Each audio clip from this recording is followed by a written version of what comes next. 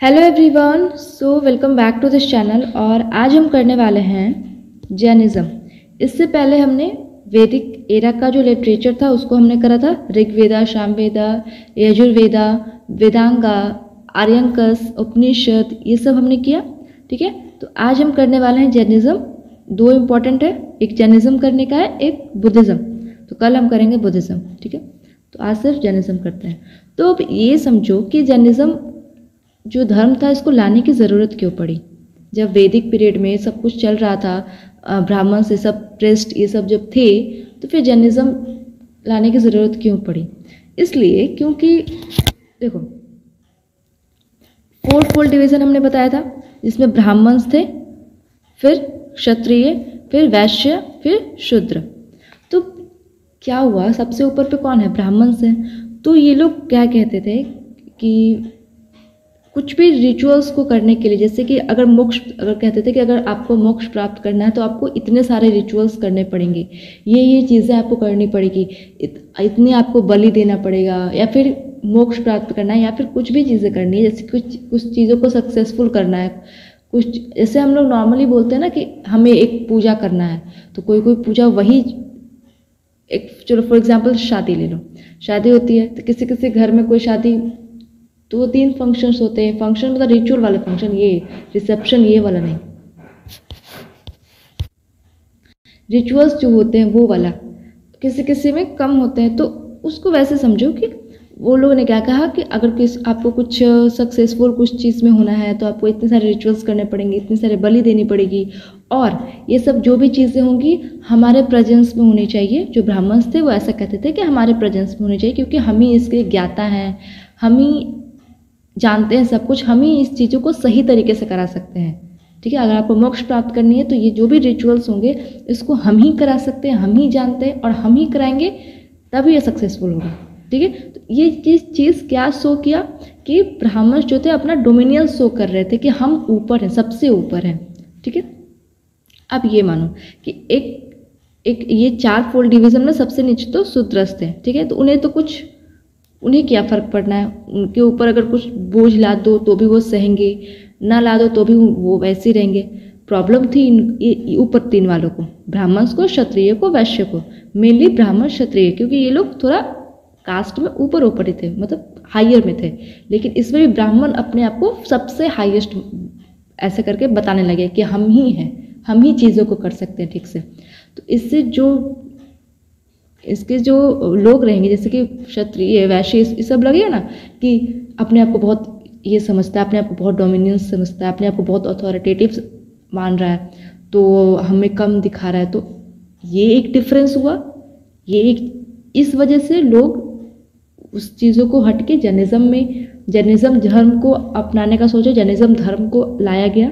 ठीक है, तो ये जो जैनिज्म आया ना, जैनिज्म, इसको महावीर जी ने इनके मेन फाउंडर कौन है? महावीर। तो ये कौन है? इनका क्षत्रिय है ये। ठीक है, तो क्षत्रिय। अब देखो, शूद्रस को भी प्रॉब्लम थी, इतने सारे रिचुअल्स से शूद्रस को भी प्रॉब्लम थी।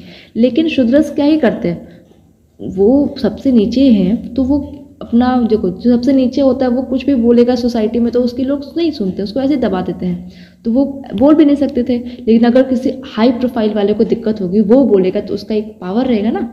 तो वही क्षत्रिय लोग, जैनिज्म को भी जो महावीर थे वो क्षत्रिय थे, और बुद्धिज्म में भी जो लाया है वो भी क्षत्रिय ही थे। ठीक है, तो इन लोगों को जब प्रॉब्लम हुई ब्राह्मण के डोमिनियन से, तो इन लोगों ने आवाज़ उठाया और फिर एक नया रिलीजन लाया, जैनिज्म। समझ में आ गया? तो एक तो ब्राह्मणिकल डोमिनियंस की वजह से आया, दूसरा ट्रेडर्स को भी प्रॉब्लम हो रही थी, जो वैश्यास थे उन्हें भी प्रॉब्लम हो रही थी कि इतने सारे बलि देते थे वो। तो बलि देने से क्या हो गया कि जहाँ पे सेक्रीफाइसेस होंगे, जहाँ पे नॉन वायलेंस इतना ज़्यादा जो होगा, तो वहाँ पे ट्रेडिंग नहीं अच्छे से होगा। ट्रेडिंग ये वाला ट्रेडिंग नहीं, जो ऑनलाइन वो ट्रेडिंग नहीं, ट्रेड्स जो होते हैं, व्यापार वाला ट्रेड, तो उससे दिक्कत हो रही थी। तो ट्रेडर्स भी जो थे वो भी ये ब्राह्मण के खिलाफ गए और जैनिज्म को अपनाए। ठीक है, दूसरा और भी रीजन है। दूसरा रीज़न है ये वैदिक एरा जो था वो क्यों डिक्लाइन हुआ, इसका ये सब रीजन है। तीसरा रीजन क्या है?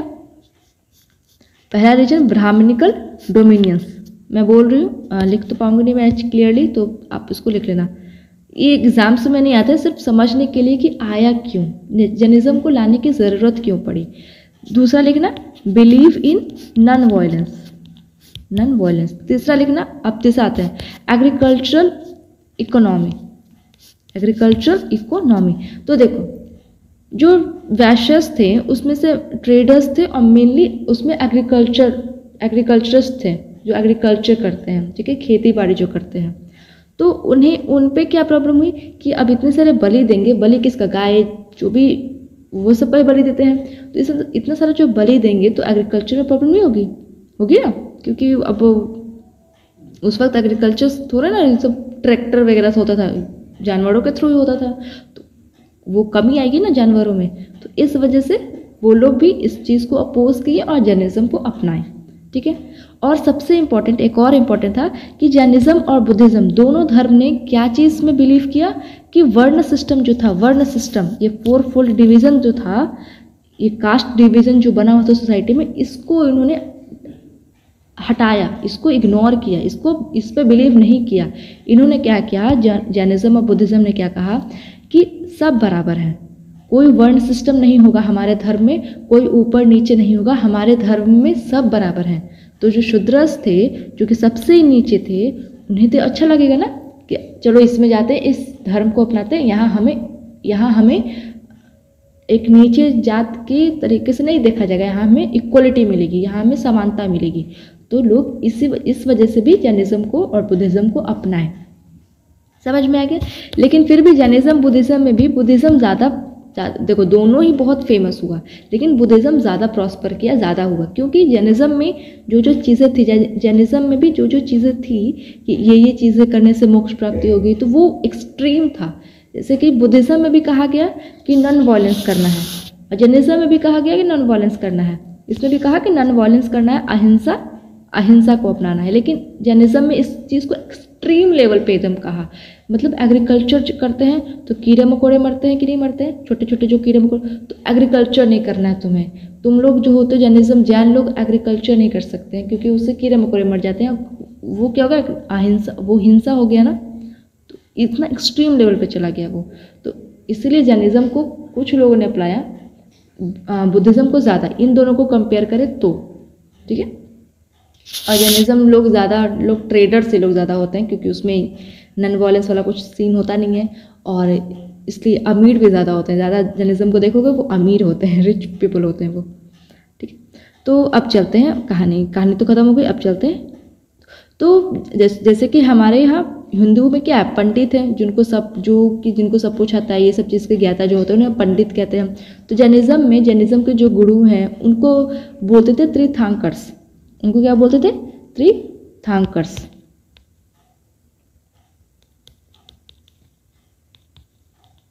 तीर्थंकर्स, ठीक है। तो जो फर्स्ट ये हैं महावीर जी, ठीक है। तो चलो आगे। तो जो फर्स्ट तीर्थंकर्स थे वो थे ऋषभनाथ। पहला वाला याद रखना, टोटल कितने तीर्थंकर्स हैं, टोटल 24, ठीक है। तो फर्स्ट वाला याद रखना, 23rd और 24 तो याद ही रखना है, सबसे इंपॉर्टेंट तो वही है। फर्स्ट थे तीर्थंकर ऋषभनाथ, जिनको कि आदिनाथ भी कहा जाता है, आदिनाथ भी इनको कहा जाता है। और इनका जो सिंबल है वो है बुल, सिंबल इंपॉर्टेंट, ये सब याद रखना। और इनका जन्म हुआ था अयोध्या में। 23rd वाले जो तीर्थंकर हैं उनका नाम है पार्श्वनाथ, और इनका सिंबल स्नेक है। इनका बर्थ हुआ था वाराणसी में, ठीक है। और 24th वाले जो हैं वर्धमान महावीर, उनका सिंबल लॉयन है, और इनको अरिहंत भी कहा जाता है और जिना भी कहा जाता है। जिना का मतलब होता है कॉन्करर, जो सब कुछ जीत लिया, कॉन्करर जिना का मतलब, ठीक है। और इनका जन्म हुआ था कहाँ, वैशाली में, बिहार में, कुंडाग्राम वैशाली, स्टेट पूछे तो बिहार, और ठीक है। तो देखो दो ऐसे तीर्थंकर्स हैं जिनका मेंशन ऋग्वेदा में किया गया है। एक तो जान लो, एक है ऋषभनाथ का, इनका मेंशन जो है वो ऋग्वेदा में किया गया है, ऋग्वेदा में इनका मेंशन है, इनका नाम है ऋग्वेदा में। और इनको ऋषभनाथ को भागवत पुराण जो है, भागवत पुराण जो किताब है, उनमें इनको एज अ लॉर्ड विष्णु का दर्जा दिया गया है। ऋषभनाथ को भगवत पुराण किताब में लॉर्ड विष्णु का दर्जा दिया गया है। ठीक है, विष्णु, समझ में आ गया। तो ये दोनों चीज़ें देखो, नोट्स में मैंने बोला ना कि पीडीएफ में हर चीज़ मैं नहीं लिख पाती हूँ। अब मैं ऐसे करके थोड़ा ऐसे करके लिखना मैं चाह रही थी, तो ऐसे इस तरीके से तो नहीं हो पाता है मुझसे ऐसे एडिटिंग करना, तो इसलिए फिर मैंने सोचा कि चलो डायरेक्ट वीडियो में ही बता देंगे इस चीज़ को कि ऋग्वेदा मेंशन था, लॉर्ड विष्णु इनका नाम था भगवत पुराण में। ठीक है, तो इसलिए वीडियो ज़रूर देखना। पीडीएफ को सिर्फ हेल्प ले सकते हो वहाँ से, लेकिन वीडियो ज़रूर देखना, तभी 100% होगा। ठीक है, तो ये थोड़ा छोटा करते हैं। अब आते हैं, हाँ, जो 23rd वाले जो थे उनका स्नेक सिंबल, इसको कैसे याद कर सकते हो? पर्सवनाथ, पर्सव कुछ पड़ा हुआ है, स्नेक क्या होता है? ऐसे पड़ा हुआ रहता है, हमेशा ऐसे सोया हुआ रहता है, तो वैसे मैंने याद किया था। ऋषभ से तो बुल याद कर लोगे, ऋषु कुछ कर लेना। वर्धमान महावीर सबसे लास्ट में, इनका तो याद ही होगा, लॉयन। ठीक है, और ऐसे याद करना कि ये जैनिज्म के जो राजा हैं वो महावीर हैं, तो राजा से लॉयन राजा हो गया। अब देखो, पर्सवनाथ का जन्म वाराणसी, इन्होंने ये 4 चीज़ को ऐड किया इस रिलीजन में, इन 4 चीज़ों को ऐड किया, ये 4 टीचिंग्स को ऐड किया। एक, नॉन स्टीलिंग, चुराना नहीं है कुछ भी, किसी का कुछ भी चुराना नहीं है। वायलेंस नहीं करना है। ठीक है, लाइंग, झूठ नहीं बोलना। लाइंग मतलब ये मत समझा कि झूठ बोलने के लिए कह रहे हैं, नॉट लाइंग। ठीक है, नॉन वायलेंस होना चाहिए। ठीक है, पोसेशन मतलब किसी चीज़ का अधिकार नहीं रखना, मतलब जैसे कि अपरिग्रह इसको बोलते हैं। अपरिग्रह मतलब कि जिसे कहते हैं ना कि ये मेरा घर है, या फिर मटेरियलिस्टिक चीज़ों से जो अटैचमेंट होता है वो नहीं रखना है। समझ में आ गया? मटेरियलिस्टिक चीज़ें, मुझे ये चाहिए, मुझे वो चाहिए, मुझे ये घर चाहिए, मुझे ये सब चीज़ें नहीं रखनी है। समझ में आ गया? अब आते हैं हम वर्धमान महावीर पे, सारा कहानी तो इन्हीं के ऊपर पढ़ना है। अरिहंत और जिना इनको कहते हैं, इन्होंने सेलिबेसी को ऐड किया। सेलिबेसी ब्रह्मचार्य को कहते हैं। ब्रह्मचार्य क्या होता है कि जो कभी शादी न करे। अब सिर्फ शादी ऐसा नहीं है कि वो गर्लफ्रेंड बना के रह सकते हैं। ब्रह्मचार्य मतलब ये सब जो समझ रहे हो, सबको पता है ये जो सेक्सुअल मोनोगमी है उससे दूर रहने का है। एकदम सेक्सुअल मोनोगमी अकेले रहने का है, ये सब चीज़ों से दूर। ठीक है, ये तो सबको पता होगा ब्रह्मचार्य। बॉर्न तो बता दिया। हाँ, इनका बॉर्न कब हुए? 540 BC में। ये एक्यूरेट नहीं है, मतलब, लेकिन यही हर जगह यही लिखा हुआ है, लेकिन किसी किसी किताब में थोड़ा सा ऊपर नीचे हो सकता है, लेकिन एनसीईआरटी के तरीके से, एनसीईआरटी के पॉइंट ऑफ व्यू से यही डेट है। 540 BC में इनका जन्म हुआ है और 468 BC तक इनकी लाइफ स्पान है, इतने से इतने टाइम तक। ठीक है, फैमिली पर आते हैं। फैमिली, सिद्धार्थ, इसमें भी बहुत कुछ है, इसमें नोट्स में नहीं लिखा, लेकिन अभी बताने का है। सिद्धार्थ, इनके फादर का नाम है सिद्धार्थ। देखो, महावीर के फादर का नाम है सिद्धार्थ, और बुद्धिज्म में उन्हीं का नाम है सिद्धार्थ। बुद्धा का नाम ही है सिद्धार्थ। ठीक है, तो महावीर जी के फादर का नाम है सिद्धार्थ, और ये कौन से क्लैन से बिलोंग करते हैं? जैंत्रिका क्लैन। जैंत्रिका क्लैन से ये बिलोंग करते हैं। जैंत्रिका क्लैन, क्षत्रिय क्लैन के जैंत्रिका क्लैन से। जैंत्रिका क्लैन है लेकिन क्षत्रिय है। अभी कहा नाम ने, क्षत्रिय थे ये लोग। ठीक है, ब्राह्मण, क्षत्रिय, वैश्य, शूद्र में ये लोग क्षत्रिय थे। ये फादर हो गया। मदर का नाम है, मदर है, त्रिशला जी है मदर। ये लिच्छवी क्लैन से बिलोंग करती है। लिच्छवी क्लैन। यशोदा जो इनकी वाइफ है, यशोदा इनकी वाइफ है। और प्रियदर्शना जो है इनकी बेटी का नाम है, महावीर जी की बेटी का नाम है प्रियदर्शना। और जमाली इनके दामाद का नाम है। प्रियदर्शना जी के प्रियदर्शना जी के हस्बैंड है, प्रियदर्शना जी के हस्बैंड जमाली तो महावीर के दामाद हुए। ठीक है, तो अब जमाली जी का क्यों जिक्र है भाई, दामाद जी का क्यों जिक्र है? क्योंकि ये जो जमाली हैं वो फर्स्ट डिसाइपल थे, महावीर जी के फर्स्ट डिसाइपल थे। कितनी अच्छी बात है, दामाद जी डिसाइपल बन रहे हैं। तो ये जमाली जी जो थे फर्स्ट डिसाइपल थे, इसीलिए याद रखना है नाम। अब चलते हैं 30 ईयर्स। 30 साल की उम्र में इन्होंने अपना घर छोड़ दिया था। 30 ईयर्स बाद नहीं, ये उम्र है, 30 साल उम्र है, एज, ठीक है। 30 ईयर्स के एज में इन्होंने अपना घर छोड़ दिया था। और जब घर छोड़े थे तो एक इंसान से मिले थे, उनका नाम है मकाली घोषला। मकाड़ी जो भी करना है कर देना। मकाड़ी इसलिए कर रहे हैं क्योंकि इन्होंने कुछ किया था, इसीलिए कोई किसी के सेंटिमेंट्स को हर्ट ना हो। जो यहाँ पे जेंट्स है, प्लीज़ सिर्फ याद करा रही हूँ मैं। तो इसको याद करने के लिए इसको मकाड़ी से याद करना। क्यों? क्योंकि ये थे तो दोनों साथ में, लेकिन कुछ टाइम बाद क्या हुआ कि इनको जो महावीर जी के जो थॉट्स है उनसे ये अग्री नहीं करने लगे। मतलब कुछ थॉट से अग्री नहीं करने लगे और ये फिर छोड़ के चले गए महावीर जी को और दूसरा सेक्ट अपना बना लिए। और उस सेक्ट का नाम है आजीविका सेक्ट। उस पर भी हम आएंगे बाद में, लास्ट में हम उस पर भी आएंगे, आजीविका सेक्ट, ठीक है। तो 30 ईयर्स में उन्होंने घर छोड़ दिया। 42 ईयर्स में 42 साल के जब हो गए थे तो इनको कावल्य प्राप्त हुआ, मतलब एनलाइटमेंट जो प्राप्त हुआ 42 ईयर्स के जो हो गए थे तब। कहाँ प्राप्त हुआ? देखो, जाम्बिका ग्राम में रिजुपालिका नदी के पास, जाम्बिका ग्राम में रिजुपालिका नदी है, उसके पास एक साल ट्री है, जाना वहाँ पे। तो मैंने बता दिया, जाम्बिका ग्राम जाना, वहाँ पे एक रिजुपालिका नदी मिलेगा, वहाँ पे एक साल ट्री मिलेगा, ठीक है। वहाँ पे इनको एनलाइटमेंट प्राप्त हुआ। और कब हुआ? ऑन द 10th ऑफ वैशाख, ये जस्ट वैशाख जो महीना है, तो वैशाख के 10वें दिन, ठीक है। तो उस दिन इनको एनलाइटमेंट प्राप्त हुआ अंडर साल ट्री इंपॉर्टेंट याद रखना, रिजुपालिका नदी याद रखना और जाम्बिका ग्राम याद रखना, ठीक है। सब तो बोल ही दिया, तो इसको भी याद रखना।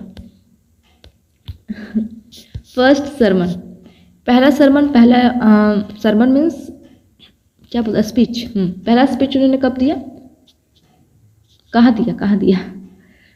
राजगीर में, विपुलांचल पर्वत में, और कह सकते हो कि पावा एक जगह है वहाँ पे।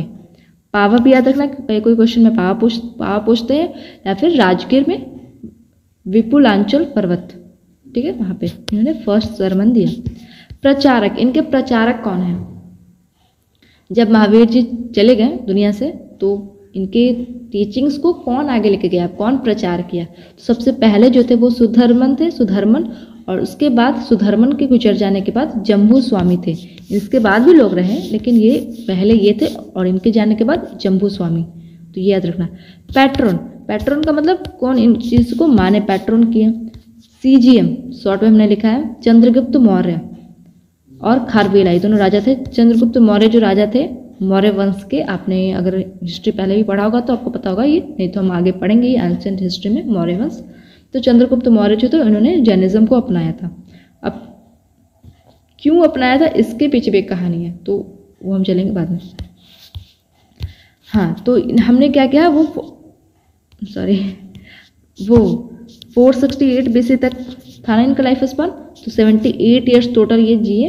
उसके बाद इनको निर्वाणा प्राप्त हो गया। निर्वाणा मतलब ये मोक्ष, इनको मृत्यु हो गई इनकी। निर्वाणा प्राप्त हो गया कहाँ? पावापुरी में। ये सब इसमें ज़्यादा ये सब इम्पोर्टेंट यही सब याद रखना होता है जैनिज्म बुद्धिज्म में। ये डेट ये याद रखना, जगह याद रखने का है, 78 ईयर्स याद रखने का है।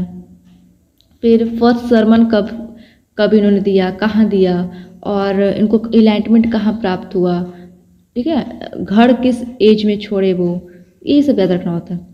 468 BC ये तो कह दिया।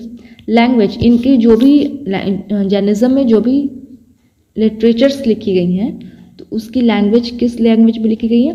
एक प्राकृतिक लैंग्वेज और एक मगही लैंग्वेज। ये दोनों उस टाइम पे बहुत फेमस थी। सब लोग को मैक्सिमम लोग जो थे ये दोनों लैंग्वेज से फेमिलियर थे, इसीलिए इन दोनों लैंग्वेज से ही लिटरेचर को लिखा गया, ठीक है। काउंसिल, अब काउंसिल भी हुआ था। अब इसको पहले समझते हैं कुछ स्टोरी से। तो अभी हमने क्या कहा कि चंद्रगुप्त मौर्य इस जैनिज्म को अपनाए, तो क्यों अपनाए थे? अगर आपने पढ़ा होगा तो चंद्रगुप्त मौर्य कभी तो एक सेल्कस निकेटर नाम उसमें है, तो चलो बताते हैं, इतना डिटेल में नहीं जाएंगे हम, जब वहाँ पढ़ेंगे तो सब कुछ कर लेंगे, आप भी सिर्फ नाम पढ़ो, ठीक है।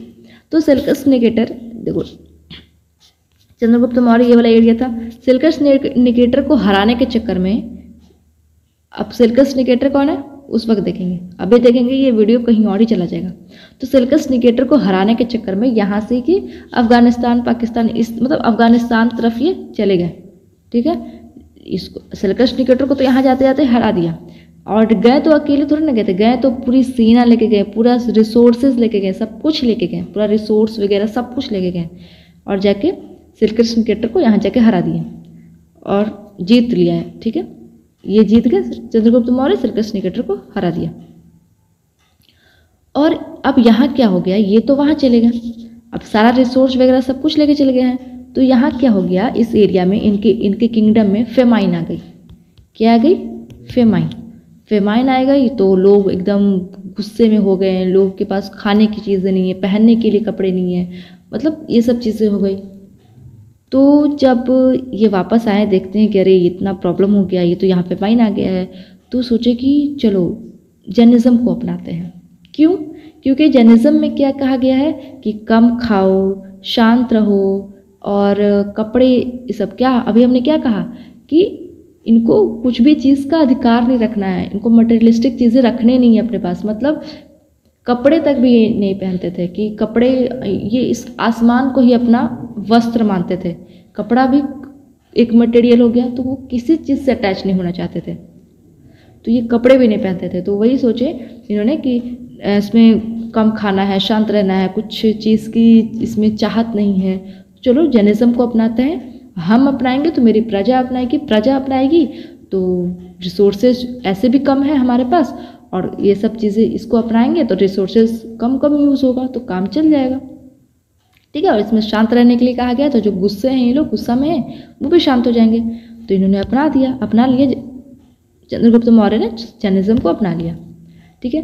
तो जब अपनाया तो फिर उस वक्त भी चीज़ें उतनी शांत नहीं हुई थी, तो सोचे कि चलो हम चल जाते हैं कहीं बाहर, और जब चीज़ें ठीक हो जाएगी तो हम वापस अपने किंगडम में आ जाएंगे। तो ये चले गए चंद्रगुप्त मौर्य, साउथ में चले गए। साउथ में कहाँ गए? कर्नाटका में गए, ठीक है। चंद्रगुप्त मौर्य साउथ में कर्नाटका में चले गए।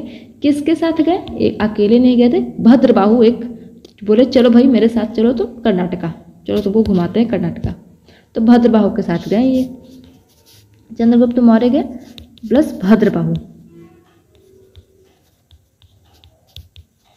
भद्रबाहु और इनके जो मॉन्क्स थे भद्रबाहु, वो सब साथ में चले गए, ठीक है। तो जब ये कर्नाटका गए, वहाँ पे ये लोग वहीं पे ठहर रहे हैं अभी, तो उधर ये वाला एरिया में तो लोग हैं ही, उनकी जो प्रजा थी। अब आते हैं नीचे, तो चंद्रगुप्त मौर्य जो थे इतने लीन हो गए इस जैनिज्म में, इतना ज़्यादा अपना लिया कि इन्होंने एक चीज़ को अपनाया जो कि साले खाना जो था, साले खाना का मतलब होता है फास्टिंग टिल डेथ। फास्ट करना है, कुछ समझ में तो आने लगी क्या लिखा हुआ है, फास्टिंग टिल डेथ, मतलब कि इसमें क्या होता है कि व्रत करना, कुछ भी खाना पीना नहीं है जब तक कि मौत ना आ जाए, जब तक मर ना जाए। वो इच्छा से किया है उन्होंने कि हम खाएंगे पिएंगे नहीं, और बिना खाए पिए ही फास्ट करते करते हमारी डेथ हो जाए, हमारी मेरी नहीं, मतलब जिनकी होनी है, ठीक है। तो ये चंद्रगुप्त मौर्य ने साले खाना को अपनाया, और फिर अब कहाँ अपनाई ये चीज़, कहाँ हुई? साले खाना इन्होंने अपनाया और इनकी डेथ भी हो गई। कहाँ हुई? श्रवणबेगोला में।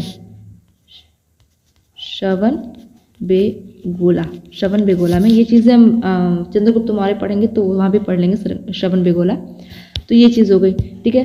अब भद्रबाहु सोचे कि अब ये तो निपट लिए श्रवणबेगोला में अपना ये साले खाना वाला सिस्टम लेके, अब हम चलते हैं वापस अपने देश, मतलब अपने जगह किंगडम जाते हैं, देश में तो थे ये। चलते हैं वापस, चलते हैं किंगडम में, यूपी वाला एरिया था ना ये सब, तो वहाँ जाते हैं और देखते हैं वहाँ चल क्या रहा है। तो ये जब भद्रबाहु जी वापस जब आए, टक टक टक टक टक टक जब वापस आए, तो यहाँ पे जो लोग थे, यहाँ पे जो जैन्स थे, जैन थे, तो उनका भी एक हेड था। जैसे यहाँ के जो मॉन्क्स थे उनका हेड था भद्रबाहु, और यहाँ के जो लोग थे, यहाँ के जो जैन थे, उनका हेड था श्वेतांबर नहीं, स्थूलभद्र। तो जब ये भद्रबाहु यहाँ गए तो देखे कि अरे ये लोग कौन है भाई, ये लोग तो उजले, ये लोग स्थूलभद्र वाले जो थे सब, वो लोग उजला रंग का कपड़ा पहने हुए थे, अपने उजला रंग का कपड़ा ये लोगों ने वस्त्र धारण किया हुआ था। जब भद्रबाहु गए तो पूछे स्थूलभद्र ये क्या हो रहा है, तुम लोग कपड़ा कैसे पहन लिए, हम लोग को तो नेकेड रहने का है हमारे रिलीजन में। तो स्थूलभद्र ने क्या कहा कि देखो जी, देखो भाई, ऐसा बात है कि यहाँ आ गई थी फेमाइन, सबको पता है यहाँ तो फेमाइन थी, तो यहाँ पे सब इतने गरीब हो गए थे, किसी के पास कपड़े पहनने तक नहीं थे, तो हमें पता ही नहीं चल रहा था कि कौन जैनिज्म है और कौन नॉर्मल लोग हैं। तो हमने कहा कि सुनो जैन लोग, आप लोग वाइट वस्त्र धारण कर लो, जिससे पता चले कि हाँ आप लोग जैनिज्म हो, आप लोग जैन हो, जैनिज्म नहीं, जैनिज्म तो धर्म हो गया, जैन हो और ये लोग नॉर्मल लोग हैं। ठीक है, तो इस वजह से हमने ये उजला जो वस्त्र था हमने धारण कर लिया है। तो ये जो भद्रबाहु था, इसने कहा कि ऐसा तो चलेगा नहीं, ये अब नहीं चलेगा, अब तो ये हम लोग को ऐसे रहने का, निकट रहने का, तो वैसे ही चलेगा। तो जो स्थूलभद्र जो था वो माना नहीं कि नहीं हमें ऐसे ही रहने का है, हमें वाइट क्लॉथ ही धारण रखने का है। तो हो गई दोनों के बीच में ऐसा एकदम, ये क्या, ये सीरियल में क्या होता है, सीरियल में क्या होगा नहीं, क्या हुआ नहीं चलो क्या, हाँ क्या 3 बार क्या करो, उसके बाद आगे चलते हैं। तो बोला कि चलो अब चलते हैं, काउंसिल बुलाएंगे, यही है वो काउंसिल है, हम जो बात कर रहे थे ना काउंसिल, यही है वो काउंसिल। तो कहा चलो काउंसिल मतलब वही दोनों मिल के बैठ के बातें करेंगे और देखेंगे कि अब क्या करना है, क्योंकि एक तो ये 2 टाइप का होगा ना, कपड़े पहने हुए तुम नहीं पहने हुए हो, तो 2 टाइप का हो गया। तो चल को बातें करते हैं। तो जो फर्स्ट काउंसिल हुई थी ये पटना में हुआ था, ठीक है। तो जो काउंसिल बैठाया गया तो इसमें जो भद्रबाहु था वो नहीं आया, वो इसमें नहीं आया, बंक मार दिया, नहीं आया, ठीक है। तो सिर्फ स्थूलभद्र इसमें आया। तो स्थूलभद्र आया तो सोचा कि चलो ठीक है, जब ये नहीं आया है तो इसका मतलब ये अलग होना चाहता है, तो ठीक है आज से हम इसका जैनिज्म को 2 भागों में डिवाइड करते हैं। ऐसा बिजली कड़का और 2 भागों में टूट गया। एक का नाम पड़ा श्वेतांबर, दूसरा का नाम पड़ा दिगंबर। श्वेतांबर, श्वेत का मतलब होता है उजला, तो जो उजले कपड़े पहनते थे, वाइट क्लॉथ पहनते थे, उनको कहा गया श्वेतांबर। श्वेत का मतलब उजला और अंबर का मतलब होता है वस्त्र, तो उजला कपड़ा पहनने वाले। और दिगंबर होते हैं नेकेड रहने वाले, वो मानते थे कि आकाश ही हमारा वस्त्र है, ठीक है। श्वेतांबर के जो हेड था, जो इसको हेड किया वो था स्थूलभद्र, और दिगंबर का जो हेड था वो रहा भद्रबाहु। ये हो गई ये फर्स्ट काउंसिल हुआ और इसमें नहीं आए तब फर्स्ट काउंसिल में ही ऐसे क्वेश्चन में ऐसे आएगा कि किस काउंसिल में ये जो जैनिज्म था 2 भागों में डिवाइड हो गया, तो फर्स्ट काउंसिल में, ठीक है। Shvetambar white cloth, Digambar naked, Bhadrabahu इसके हेड थे, और श्वेतांबर के हेड कौन थे, स्थूलभद्र, ठीक है। एस से स्थूलभद्र, एस से श्वेतांबर, याद हो गया। और इसमें यहाँ फर्स्ट काउंसिल हुई कब थी, 298 BC में हुई थी। और इसमें एक चीज़ और हुई थी, जो 12 अंगास हैं, इनके लिटरेचर है जैनिज्म में, ये लिटरेचर है, तो 12 अंगास का कंपाइलेशन हुआ था, इसमें बस लिख लेना, 12 अंगास का कंपाइलेशन हुआ था काउंसिल, फर्स्ट काउंसिल में, जो कि पटना में हुआ था। टोटल 3 काउंसिल हुए हैं जैनिज्म में। दूसरा काउंसिल हुआ था वल्लभी गुजरात में, वल्लभी गुजरात में ये हुआ था लगभग 512 AD के टाइम पे। और थर्ड काउंसिल जो हुआ था वो भी वल्लभी में ही हुआ था। ये दोनों इंपॉर्टेंट नहीं है तो छोड़ दो। तो इस वजह से हमें पता चलता है कि कैसे डिवीज़न हुआ अमॉन्ग जेन्स के बीच में, डिवीज़न कैसे हुआ, इस वजह से हमें पता चलता है। अब चलते हैं आगे। त्रिरत्न, देखो ये तो वहाँ की बातें हो गई। अब इसमें क्या क्या इसमें बातें कही गई, जैनिज्म में क्या क्या चीज़ें, फिलॉसफी क्या, वो सब देखते हैं वो क्या था। तो त्रिरत्न है, 3 चीज़ें हैं, त्रिरत्न है। कहा जाता था कि ये तीनों को आप अगर अपना लिए अपने लाइफ में तो आपको मोक्ष प्राप्ति हो जाएगी। अगर आपको मोक्ष चाहिए तो आपको ये 3 चीज़ें अपनानी होगी। वो 3 चीज़ें क्या है? KFC, ये वाला KFC नहीं जहाँ आपका माइंड जा रहा है, ये वाला KFC जहाँ ये लिखा हुआ है। K से नॉलेज, F से फेथ, C से conduct. Right knowledge, right faith, right conduct, मतलब राइट नॉलेज रखो, अच्छी चीज़ें जानो। राइट फेथ, अच्छी चीज़ों में फेथ रखो, विश्वास रखो। राइट कंडक्ट, अपना चरित्र अच्छा रखो, जो भी चीज़ें करो वो अच्छे से करो, अच्छा करो। ठीक है, ये 3 अगर ये तीनों तुम करते हो तो तुम्हें मोक्ष मिल जाएगा, ऐसा कहा जाता है जैनिज्म में। लिटरेचर क्या है इसमें? अंगा, अभी हमने पढ़ा ना 12 अंगास को कंपाइल किया गया फर्स्ट काउंसिल में, तो अंगा लिटरेचर है। लिटरेचर कौन से लैंग्वेज में लिखा जाता है? लिखा गया था मगही और प्राकृतिक। ठीक है, ये दोनों लैंग्वेज याद रखना। लिटरेचर अंगा, उपंगा, या तो हो जाएगा अंगा उपंगा। इसको याद कैसे करोगे कि अंगा जो है जैनिज्म का लिटरेचर है, बुद्धिज्म का नहीं, तो अंग से याद करना। ये लोग नेकेड रहते थे तो इनका अंग जो था वो मतलब इनका अंग ही, अपने अंग को ही ये कपड़ा मानते, जो भी कर लेना अंग से कर लेना। ठीक है, तो अंग अंग दोनों उपंग आ गया।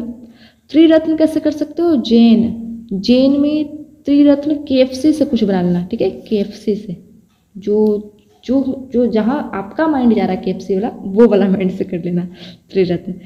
देखो जैन से कैसे याद कर सकते हो? रिच कर लेना, जैन लोग रिच होते हैं तो KFC में रिच लोग जाएंगे, तो ऐसे कर लेना। ठीक है, कल्प सूत्र और अगम सूत्र ये सब दोनों लिटरेचर है। तो कल्प सूत्र कैसे याद कर सकते हो? सूत्रा से कुछ करना, क्योंकि सूत्रा दोनों में है ना, सूत्रा से करना कुछ।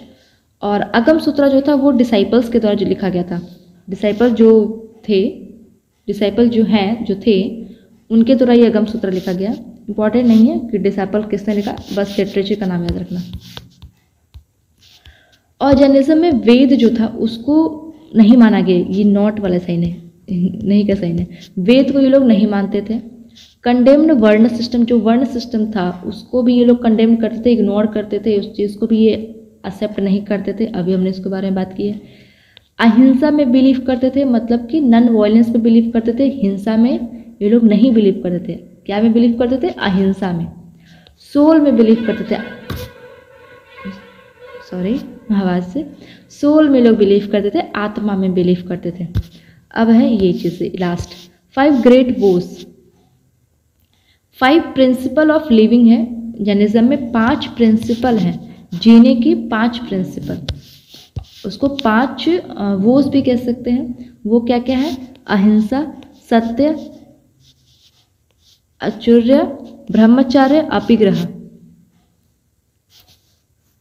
अहिंसा में नॉन वायलेंस, हिंसा नहीं करना है। सत्य में सत्य बोलना है, हमेशा सच बोलना है। और ये सब एक्सट्रीम लेवल है, क्योंकि ये सब चीज़ें बुद्धिज्म में भी है, लेकिन अहिंसा बताया ना अभी एकदम एक्सट्रीम लेवल वाला। अहिंसा नहीं करना है मतलब अहिंसा को करना, अहिंसा अपनाना है। हिंसा नहीं करना है का मतलब एक मच्छर भी नहीं मार सकते हो मच्छर का तो नहीं पता, लेकिन चींटी भी नहीं मार सकते हो। ठीक है, एग्रीकल्चर नहीं कर सकते, उसमें कीड़े मर जाते हैं। तो इतना एक्सट्रीम लेवल था ये, इसलिए लोग इसको कम अपनाएं, बुद्धिज्म को ज़्यादा अपनाएं लोग। नॉन स्टीलिंग, चोरी नहीं करनी है किसी चीज़ की। अभी हमने बताया ये तीनों किसने ऐड किया है ना। और ब्रह्मचर्य, सेलिबेसी, ये चीज़ें तो अपनानी ही चाहिए, स्टूडेंट लाइफ में सबको अपनानी चाहिए। और नॉन पोसेशन, मतलब कि अटैचमेंट नहीं होनी चाहिए किसी चीज़ से, मटेरियलिस्टिक चीज़ों से अटैचमेंट नहीं होनी चाहिए। ठीक है,